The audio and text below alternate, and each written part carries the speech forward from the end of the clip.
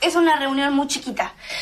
Lo que pasa es que no le podía decir que no a Alfredo. Además, cuando algo se le mete en la cabeza es imposible que se le olvide. Me parece que me hace acordar a alguien que yo conozco, que está como por acá cerca en este cuarto. ¿Sí? A ver, ¿quién? ¿Quién será? No sé.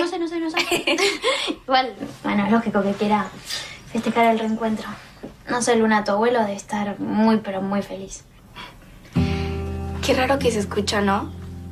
Mi abuelo. Yo también estoy muy feliz. Pero, no sé, es que hace poquito que llegamos. Nina. Sí. ¿Qué te está pasando? ¿Por qué no me escuchaste? ¿O me estás dando el avión nada más? No. Pasa que pensé que me había llegado un mensaje, pero no, al final no. Déjame adivinar. ¿Estás esperando un mensaje especialmente que venga desde Oxford, o no? Sí, adivinaste.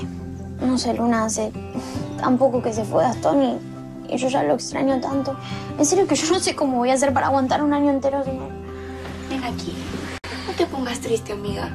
Además, pues falta muy poquito para que lo veas. O sea, bueno, aunque sea por videollamada. Sí. Oye, ¿y el anillo? ¿De qué hablas? No. El anillo que me regaló Mateo. Pensándolo bien, hace días que no lo veo. ¿Pero recién te das cuenta que no lo tenés? Bueno, pasaron tantas cosas que ni siquiera me di cuenta. Nina. ¿Qué? Ay, no, ¿y si lo perdí? O se me cayó en la sala de espera cuando estaba en el avión y no me di cuenta, porque aparte me quedaba grande. Luna, pará un poco. No entiendo por qué tanta preocupación por un anillo. Porque, obviamente, no me gustaría perderlo. ¿Que no te gustaría perder al anillo o a Mateo?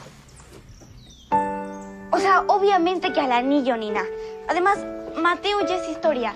Él es un capítulo cerrado en mi vida. ¿Y vos estás muy segura de eso? Ultra mega duper, pero mega archi segura. Además, entre Simón y yo...